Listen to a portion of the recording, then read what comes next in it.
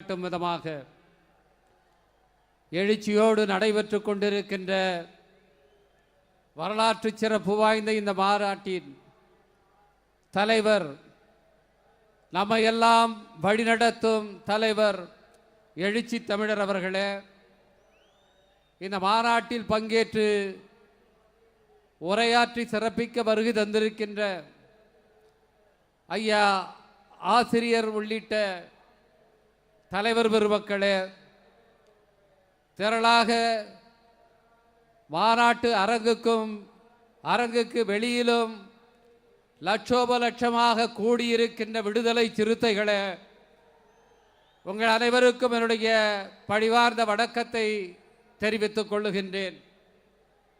எனக்கு முன்னால் வரவேற்புரையாற்றிய கட்சியினுடைய பொதுச் செயலாளர், சட்டமன்ற குழு தலைவர் அருமை தோழர் சிந்தனை செல்வன், சட்டமன்ற உறுப்பினர்கள் SS பாலாஜி, பனையூர் பாபு, ஆளூர் ஷானவாஸ், முதன்மை செயலாளர் AC பாபரசு உள்ளிட்ட கட்சியினுடைய நிர்வாகிகள் அனைவருக்கும், தலைவரிடத்தில் சுடரேந்தி நீண்ட பயணம் வந்து அந்த சுடரை ஒப்படைத்த தோழர்கள் பார்வேந்தன், சங்கத்தமிழன், ரஜினிகாந்த் உள்ளிட்ட தோழர்களுக்கும் என்னுடைய வணக்கம். அருமை தோழர்களே, இந்த மாநாடு வெல்லும் சனநாயகம் என்று ஒரு பிரகடனத்தை அறிவிக்கிற மாநாடாக இங்கே கூட்டப்பட்டிருக்கிறது. ஜனநாயகத்துக்கு இன்றைக்கு மிகப்பெரிய நெருக்கடி நேர்ந்திருக்கிறது. அந்த நெருக்கடியில் அது இன்றைக்கு பிழைக்குமா, இந்த சனநாயகம் இங்கே தோற்கடிக்கப்படுமா என்ற கேள்வி எழுந்துள்ள நிலையில் ஜனநாயகம்தான் வெல்லும் என்று அறிவிப்பு செய்கிற மாநாடாக தலைவர் எழுச்சி தமிழர் அவர்கள் இதை ஒருங்கிணைத்திருக்கின்றார்கள்.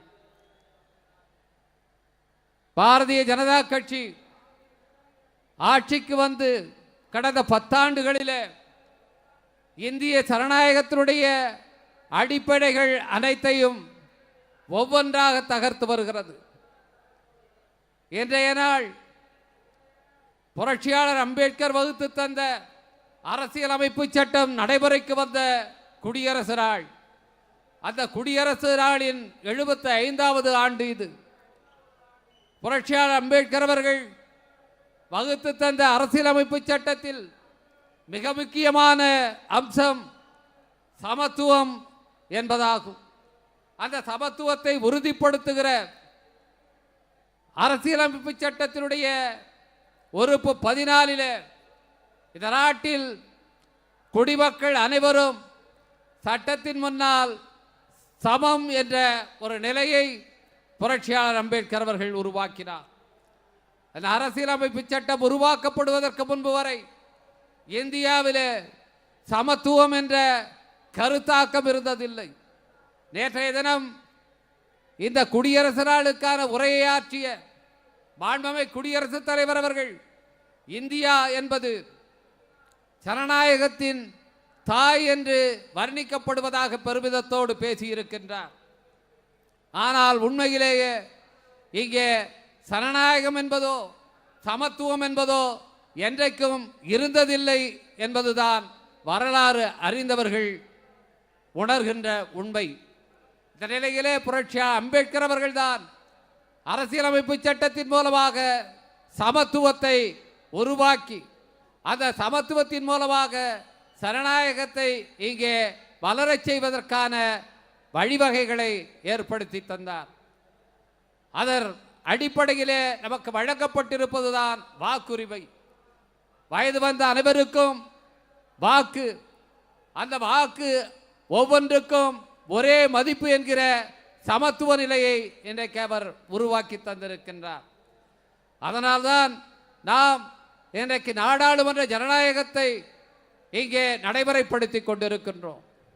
பாரதிய ஜனதா கட்சி இந்த நாடாளுமன்ற ஜனநாயகத்தினுடைய அடிப்படை தூண்களாக இருக்கின்ற சட்டம் இயற்றும் அவைகள், அதற்கு பிறகு அந்த சட்டங்களை செயல்படுத்துகின்ற நிர்வாக அமைப்பு, இதில் ஏதேனும் குறைபாடுகள் வந்தால் மக்கள் முறையிட்டு தீர்வு காண்பதற்கான நீதித்துறை, இந்த அமைப்புகளெல்லாம் சரியாக செயல்படுகின்றனவா என்று எப்போதும் மக்கள் நோக்கிலிருந்து விழிப்போடு பார்க்கக்கூடிய ஊடகங்கள் என்ற 4 தூண்கள் இன்றைக்கு ஜனநாயகத்தை தாங்கி பிடித்துக் கொண்டிருக்கின்றன என்பதையெல்லாம் பலரும் சொல்ல நாம் கேள்விப்பட்டிருப்போம்.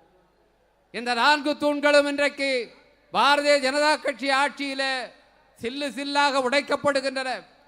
சட்டமியற்றும் அவைகள் இன்றைக்கு பொருளற்றவையாக மாற்றப்படுகின்றன.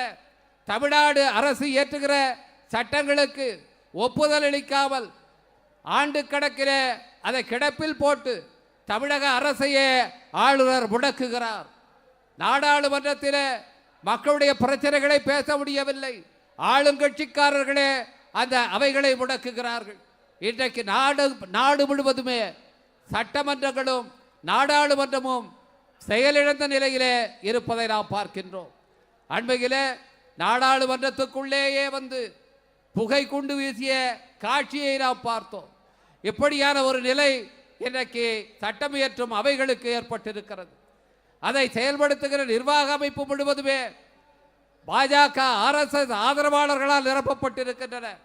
இதைத்தான் காங்கிரஸ் தலைவர் திரு ராகுல் காந்தி அவர்கள் நாடாளுமன்றத்திலேயே சுட்டிக்காட்டினார். இந்த நிர்வாக அமைப்பினுடைய உச்சபட்ச அதிகாரம் கொண்டவர்களாக இருக்கின்ற கேபினட் செக்ரட்டரிஸ் 92 பேரிலே 3 பேர் மட்டும்தான் பிற்படுத்தப்பட்ட சமூகத்தைச் சேர்ந்தவர்கள், அதில் SC/ST பிரிவினர் யாரும் இல்லை என்ற உண்மையை அன்றைக்கு நாடாளுமன்றத்துக்குள்ளேயே சொன்னார்.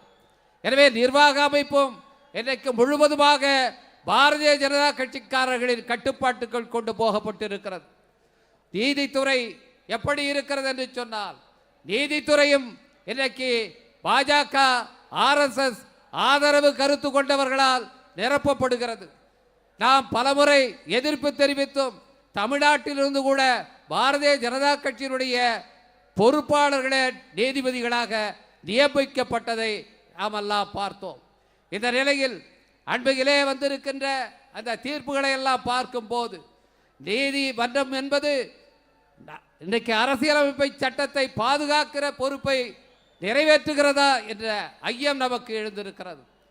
காஷ்மீருக்கு சிறப்பு அந்தஸ்து வழங்குகிற பிரிவு 370 ரத்து செய்த உச்ச நீதிமன்றம் அதை செல்லும் என்று தீர்ப்பளித்த உச்ச நீதிமன்றம் கூடவே என்ன சொல்கிறது என்றால், ஒன்றிய அரசு நினைத்தால் எந்த ஒரு மாநிலத்தையும் கலைத்து விடலாம், அப்படி கலைப்பது மட்டுமல்ல அந்த மாநிலங்களை யூனியன் பிரதேசங்களாக கூட மாற்றிவிடலாம் என்ற ஒரு அதிபயங்கரமான முன்னுதாரணத்தை அந்த தீர்ப்பின் மூலமாக வழங்கி இருக்கிறது.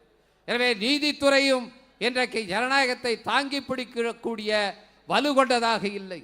ஊடகங்கள் எல்லாம் ஆட்சியாளர்களுடைய அதிகாரத்துக்கு கட்டுப்பட்டு இன்றைக்கு அவர்களுடைய எடுபிடிகளாக மாற்றப்படுகின்றன. உண்மையாக சுதந்திரமாக கருத்து கூறுபவர்கள் சிறையில் அடைக்கப்படுகிறார்கள். இங்கே இணைப்புரையாற்றுகிற அறுவை தோழர் செந்தில் போன்றவர்கள் எல்லாம் ஊடகங்களிலே செயல்பட முடியாமல் சுதந்திரமாக தாங்களே ஊடகங்களை துவக்குகிற ஒரு நிலை ஏற்பட்டிருக்கிறது. எனவே ஊடகத்துறையும் இன்றைக்கு மிகப்பெரிய நெருக்கடிக்கு ஆளாக்கப்பட்டிருக்கிறது. எனவே இந்த நிலையிலே இந்த ஆட்சி தொடர்மையானால் இந்தியாவை இனி யாராலும் காப்பாற்ற முடியாது. இந்த ஆட்சி வீழ்த்தப்பட வேண்டும். பாரதிய ஜனதா கட்சி அரசு தூக்கி எறியப்பட வேண்டும். இந்த நாட்டிலே ஜனநாயகம் காப்பாற்றப்பட வேண்டும். 10 ஆண்டு காலமாக பாரதிய ஜனதா கட்சி சில்லாக அரசியலமைப்பு சட்டத்தினுடைய அத்தனை முற்போக்கான அம்சங்களையும் சிதைத்து கொண்டிருக்கிறது. அந்த சனாதனவாதிகளிடமிருந்து இந்த அரசியலமைப்பு சட்டத்தை பாதுகாக்க வேண்டும். அதன் அடிப்படையிலே ஜனநாயகத்தை நாம் பாதுகாக்க வேண்டும் என்கிற நோக்கத்தோடு தான் இந்த மிக முக்கியமான மாநாட்டை நம்முடைய தலைவர் எழுச்சி தமிழர் அவர்கள் இங்கே கூட்டியிருக்கின்றார். இந்த மாநாட்டினுடைய செய்தி, இந்த நாட்டில் எவ்வளவு சனாதன தாக்குதல்கள் நடத்தப்பட்டாலும் அதையெல்லாம் எதிர்த்து முறியடிக்கிற வல்லமை கொண்ட மக்கள் இருக்கிறார்கள் என்பதை இந்த தமிழ்நாட்டுக்கு மட்டுமல்ல இந்தியாவுக்கே உணர்த்தக்கூடிய அளவிலேதான் இன்றைக்கு லட்சக்கணக்கான சிறுத்தைகள் இங்கே திரண்டு இருக்கிறோம். இந்த செய்தி தமிழ்நாட்டுக்கு மட்டுமல்ல இந்தியா முழுமைக்கும் எட்டட்டும். ஜனநாயகம் வெல்லும், சனாதனம் சர்வாதிகாரம் வீழ்த்தப்படும் என்கின்ற மிக முக்கியமான செய்தியை உரைக்கிற மாநாடாக, முன்மொழிகிற மாநாடாக இந்த மாநாடு கூட்டப்பட்டிருக்கிறது. இந்த வரலாற்று சிறப்பு வாய்ந்த மாநாட்டை கூட்டி இருக்கிற நம்முடைய தலைவர் எழுச்சி தமிழர் அவர்கள் இன்று 60 ஆண்டு நிறைவு எய்தி மணிவிழா நிறைவை இன்றைக்கு கொண்டாடுகிறோம். இந்த மணிவிழா நிறைவுக்காகவே ஒரு மிகப்பெரிய மாநாட்டை கூட்ட வேண்டும் என்றுதான் நாமெல்லாம் விரும்பினோம். அந்த மாநாடு இன்றைக்கு மணிவிழா மாநாடாக மட்டுமல்ல, இந்தியாவையே காப்பாற்றுகிற மாநாடாக, ஜனநாயகத்தை காப்பாற்றுகிற மாநாடாக உருப்பெற்றிருக்கிறது. இந்த மாநாட்டின் அனைத்து தோழர்கள் முன்னிலையிலே உங்கள் அனைத்து தோழர்கள் சார்பாக நம்முடைய தலைவர் எழுச்சி தமிழர்களுக்கு மணிவிழா நிறைவு வாழ்த்துக்களை தெரிவித்து, இந்த கட்சி விடுதலை சிறுத்தைகள் கட்சி தேர்தல் அரசியலுக்கு வந்து வெள்ளி விழா காணுகிற இந்த நேரத்தில், இந்த பொது தேர்தலிலே விடுதலை சிறுத்தைகள் கட்சி அரசியல் அங்கீகாரம் பெற வேண்டும். 2008ஆம் ஆண்டிலே நம்முடைய தலைவர் எழுச்சி தமிழர் அவர்கள் சபதம் மேற்கொண்டார். இந்த கட்சி அங்கீகாரம் பெற்ற கட்சியாக மாறினால்தான் நான் திருமணம் செய்து கொள்வேன் என்று அன்றைக்கு சூளுரைத்தார். அதற்கான காலம் நெருங்கி இருக்கிறது.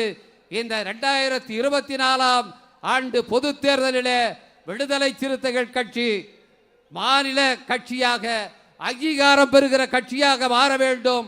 அதற்கு நாம் எல்லோரும் அணிதிரள வேண்டும். ஜனநாயகத்தை காப்போம், சர்வாதிகாரத்தை வீழ்த்துவோம். நன்றி, வணக்கம்.